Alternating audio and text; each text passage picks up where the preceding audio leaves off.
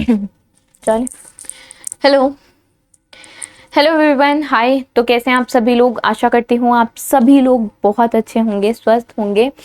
बसंत पंचमी की आप सभी को ढेरों बधाइयाँ। 14 तारीख मुझे तो बसंत पंचमी के तौर पे ही याद रहती है। आप लोगों में से कुछ लोगों को और तरीके से भी याद रहती होगी, बट बहुत लोगों को बसंत पंचमी के रूप में याद रहती है। मुझे तो रहती है। क्यों हम बसंत पंचमी किस उपलक्ष्य में बेसिकली सेलिब्रेट करते हैं? हार्वेस्ट फेस्टिवल है पंजाब और इवन इन इंडिया, हम अक्रॉस इंडिया बहुत सारी स्टेट में बसंत पंचमी को बनाते हैं। जो देवी सरस्वती हैं, विद्या की देवी हैं, उनके बर्थ के रूप में, उनके जन्म के रूप में बसंत पंचमी मनाई जाती है। हमारे घर में क्या होता है ना, मीठे चावल बनते हैं, तो बहुत लोगों के घर में कुछ लगभग ऐसा ही होता है। ठीक है, तो हमारे घर में गुड़ वाले मीठे पीले चावल, अब उसमें केसर डाल लो, हल्दी डाल लो, श्रद्धा अनुसार जिसको जो डालना है वो डाल लो। ठीक है, तो ऐसे हर घर में अलग अलग कल्चर होता है। आप बताइए कि आपके घर में कुछ डिफरेंट होता है, या क्या आपके घर में भी सेम पीले चावल बनते हैं जैसे मेरे घर में बनते हैं बसंत पंचमी के दिन? ठीक है, तो ये चीज़ आप बताना। बाकी क्वेश्चंस पे चलते हैं और पहला क्वेश्चन देखते हैं। देखो, नेशनल प्रोडक्टिविटी डे जो है वो क्वेश्चन इज कि वो कब, किस डेट पे ऑब्जर्व किया जाता है? नेशनल प्रोडक्टिविटी डे जो है वो 12 फरवरी को ऑब्जर्व होता है, बट जो नेशनल प्रोडक्टिविटी वीक है वो 12 से 18 फरवरी, 12 से 18 फरवरी इन सप्ताह में नेशनल प्रोडक्टिविटी वीक ऑब्जर्व किया जा रहा है। ठीक है, नेशनल प्रोडक्टिविटी वीक। ठीक, तो दिस वाज द क्वेश्चन। एक तो ये डे रह गया था, प्लस वीक चल रहा था, तो आई थॉट कि इसको कवर कर लिया जाए। थीम पूछे कोई तो artificial intelligence productivity engine for economic growth, AI productivity engine for economic growth is the theme. और नेशनल प्रोडक्टिविटी काउंसिल 1958 में बेसिकली ऑटोनॉमस बॉडी है, ministry of commerce and industry के under the department for promotion of industry and external trade. और ministry जो है वो commerce and industry ministry है, ministry of commerce and industry. इसके अंदर अंतर्गत आता है नेशनल प्रोडक्टिविटी काउंसिल। 1958 में इस्टेब्लिश हुआ है, हेडक्वार्टर जो है वो न्यू दिल्ली में है। आगे चलते हैं, नेक्स्ट पे देखते हैं हाल ही में अभी क्या हुआ है। क्वेश्चन इसकी, किस कंपनी ने जॉइंटली, कौन सी कंपनी काम कर रही है साउथ ईस्टर्न रेलवे के साथ ताकि सस्टेनेबल रेन इंफ्रास्ट्रक्चर को डेवलप किया जा सके? किसका यूज करके?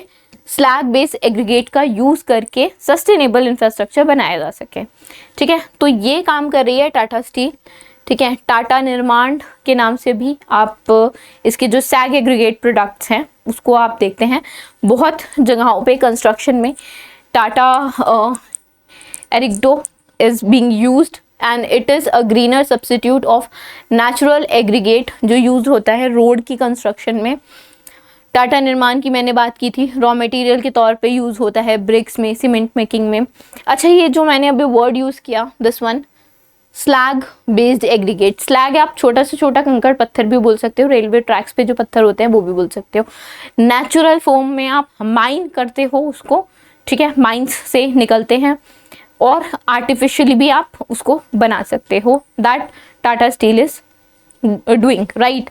तो जब आप माइनिंग करोगे तो जो बायोडाइवर्सिटी है डिसबैलेंस होगी। ट्रांसपोर्टेशन का जो खर्चा है माइन से लाने का वो भी एक फैक्टर है। ठीक है, तो to go for a greener world और बेटर चीज़ों के लिए, ट्रांसपोर्टेशन खर्चा कम हो, बायोडाइवर्सिटी को नुकसान कम हो, उस सब के लिए टाटा एग्रीटो जो टाटा स्टील की बेसिकली अंडर है, and they are going for the slag aggregate, slag based aggregates. ठीक है, टाटा स्टील की बात करोगे तो मुंबई में इनका ऑफिस है, रजिस्टर्ड ऑफिस है, एंड टीवी नारायणन जो है वो एमडी एंड सीईओ है।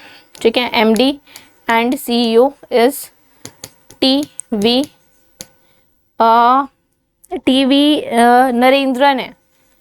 नरेंद्रन है। ठीक है, और इनका जो ऑफिस है वो मुंबई में है, टाटा स्टील का। ठीक, टाटा स्टील का ऑफिस मुंबई। चलो आगे चलते हैं, नेक्स्ट पे देखते हैं कौन सा एडिशन मिस वर्ल्ड का जो है वो 18 फरवरी से 9 मार्च तक हेल्ड होगा भारत में। तो 71वां एडिशन है, 71st एडिशन है जो 18 फरवरी से 9 मार्च तक होगा। 9 मार्च को फाइनल होगा और जो फाइनल होगा वो जियो वर्ल्ड कन्वेंशन सेंटर मुंबई में होगा। All over the world telecast होगा। 120 कंटेस्टेंट आएंगे जो पार्टिसिपेट करेंगे। भारत की तरफ से कौन होंगी? सिनी शेट्टी कर्नाटका की हैं, फेमिना मिस इंडिया वर्ल्ड 2022 का खिताब जीत चुकी हैं। इससे पहले कब हेल्ड हुआ था? इससे पहले 1996 में 1996 में हेल्ड हुआ था मिस वर्ल्ड का कॉन्टेस्ट। ठीक है, आगे चलते हैं। फरवरी 2024 में rail protection force armed forces में एक ऐसी फोर्स है जिसमें सबसे ज़्यादा महिलाओं का कंट्रीब्यूशन है। मतलब महिलाएं जो हैं लगभग 9% इस आर्म्ड फोर्स में हैं। एंड सभी आर्म्ड फोर्सेस में सबसे ज़्यादा जो महिलाएं हैं वो RPF that is railway protection force में। रेलवे प्रोटेक्शन फोर्स रेलवे की सामान की प्रोटेक्शन, यात्रियों की प्लस बिलोंगिंग्स की प्रोटेक्शन के लिए भी द फोर्स इज देयर। ठीक है, इन्होंने होस्ट किया है 67th all India police duty meeting. किस सिटी में? तो ये लखनऊ में बेसिकली अभी ये मीटिंग हुई है। ठीक, and Lucknow Jagjivan Ram RPF academy Lucknow में मीटिंग हुई है। एंड ये जो पूरी मीटिंग है वो 12 तारीख से 16 तारीख तक चलेगी।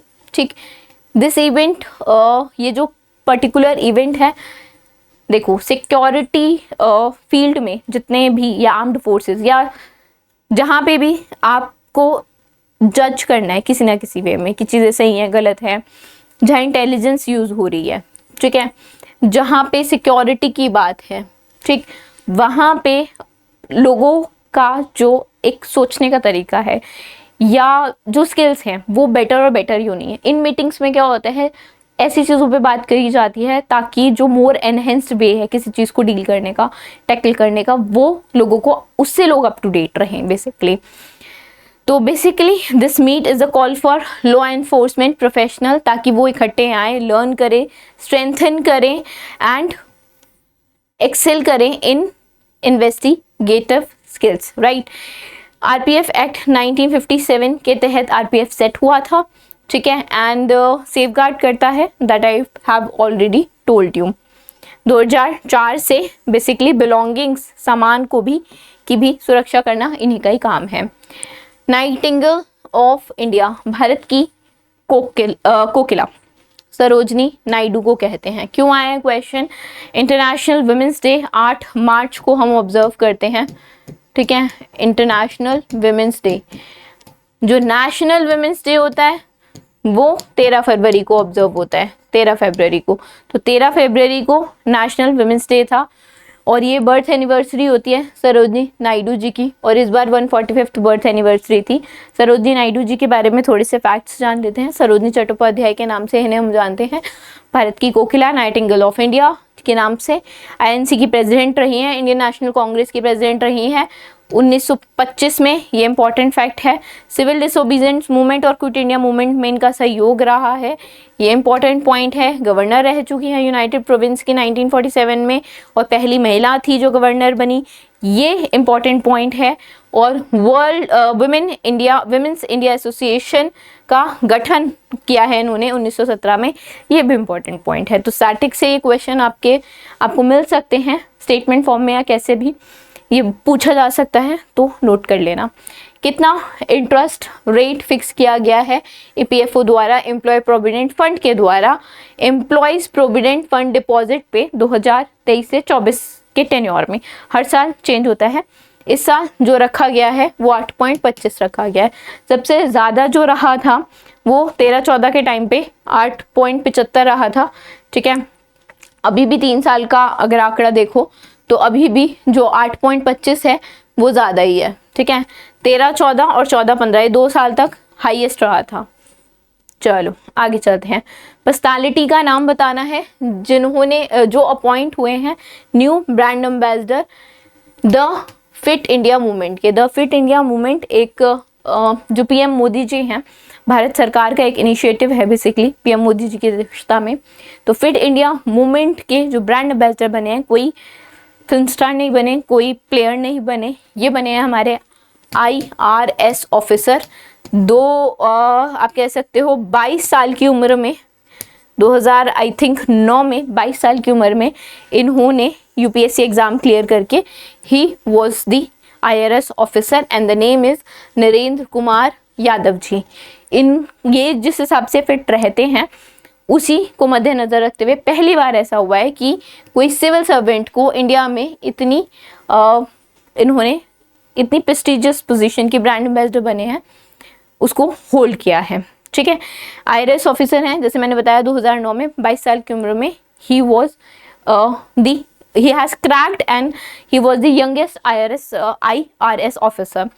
फिजिकल मेंटल हेल्थ पे बहुत ध्यान इन्होंने भी दिया है और PM मोदी जी भी चाहते हैं कि सभी लोग दें और सबको देना भी चाहिए, क्योंकि मेंटल हेल्थ एक फिजिकल तो चलो हमें दिखती है, मोटा है, पतला है, छोटा है, बड़ा है, ठीक है, छोटा बड़ा इस नहीं है। अगर आप मोर देन जितना रिक्वायर्ड है उतनी आपकी हेल्थ है, ठीक है, अगर आप उससे ज़्यादा मोटे हो तो you should take care of your self. ठीक है, जॉगिंग पे जाना, वेट थोड़ा कम करना, दिस बीइंग इट गर्ल और boy, I am not saying कि लड़की है तो पतला रहा है, लड़का है तो पतला रहे, नॉट। ठीक है, जहाँ पे भी हेल्थ की वजह से, फिजिकल हेल्थ की वजह से इश्यूज होने शुरू हों, आपको समझ जाना चाहिए कि you should do something. Mental health एक ऐसी चीज़ है जो दिखती नहीं है बट बहुत खतरनाक होती है, तो उस पर काम करना बहुत ज़रूरी था। इनिशिएटिव काफ़ी अच्छा इनिशिएटिव है।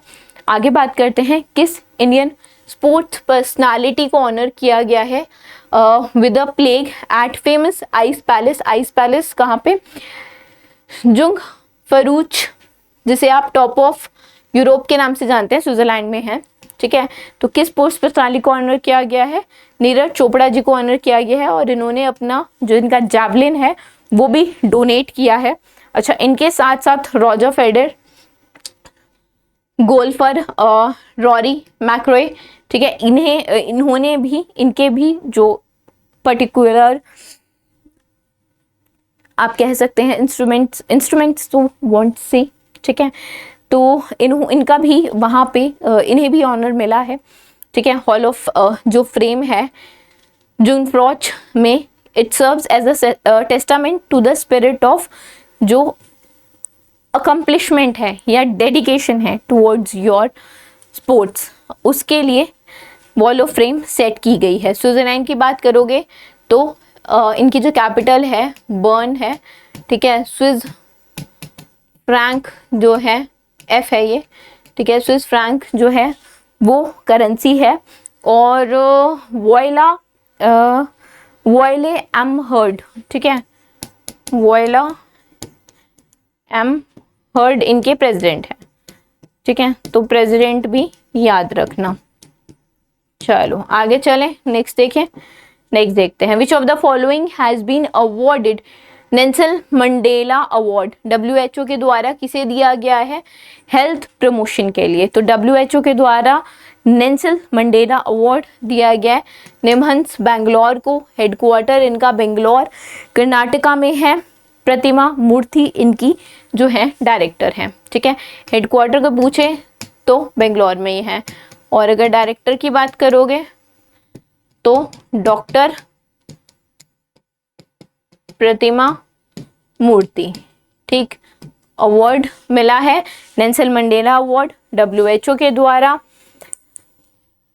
निमहंस के साथ साथ प्रोफेसर बॉन्टले मोंगवे ऑफ बोस्टवाना को भी नेल्सन मंडेला अवार्ड मिला है। WHO ने 2019 से नेल्सन मंडेला अवार्ड देना शुरू किया था। ठीक है, हेल्थ, मेंटल हेल्थ और उसके वेल बीइंग के लिए जो भी काम करता है, कोई इंडिविजुअल हो, एंटिटी हो, कोई भी हो, इंस्टीट्यूशन हो, उसको जो उम्दा काम करता है हेल्थ प्रमोशन में, उसको नेल्सन मंडेला अवार्ड WHO के द्वारा 2019 से देना स्टार्ट हो गया। ठीक है, एंड इस बार किसको मिला है? इस बार मिला है national institute of mental health and neuro science Bangalore को। ठीक, आगे चलते हैं। Who has been facilitated as the Lakshmi Narayan International Award? Lakshmi Narayan International Award जो प्यारेलाल शर्मा जी हैं, लक्ष्मीकांत प्यारेलाल वाले प्यारेलाल शर्मा जी हैं, उनको मिला है। कौन नहीं जानता इनका नाम, कमेंट करो यार, कौन नहीं जानता प्यारेलाल जी का नाम, ठीक है। तो म्यूजिशियन है और काफ़ी मतलब 8 आप कह सकते हैं 8 शताब्दियों से, 8 डेकेड से ये काम कर रहे हैं। कितने सारे गाने हैं, एवरग्रीन गाने हैं जो लक्ष्मीकांत प्यारेलाल जी ने करे हैं। दोस्ती, हम सब उस्ताद हैं, आए दिन बहार के, मेरे हमदर्द मेरे दोस्त, मेरा गांव मेरा देश, बॉबी, रोटी कपड़ा मकान, अमर अकबर एंथनी, आशा, प्रेम रोग, मेरी जंग, राम लखन और बहुत सारे हैं, ठीक है। My name is Lakhan award इन्हें प्रेजेंट किया गया था। माय नेम इज़ लखन के जो कंपोज़र हैं उनको, ठीक है, सुब्रमण्यम जी को और कविता कृष्णमूर्ति सुब्रमण्यम जी को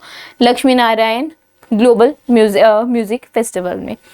प्यारेलाल शर्मा जी को अभी पद्म भूषण से भी सम्मानित किया गया 2024 में, ठीक है, तो ये भी याद रखना। So this was it from today's session. I hope you guys would have liked it. अगर आप लोगों को अच्छा लगा हो तो लाइक कर देना, और कोई भी सजेशंस हो या कुछ भी आपको मुझे बताना हो तो you can definitely comment. Thank you.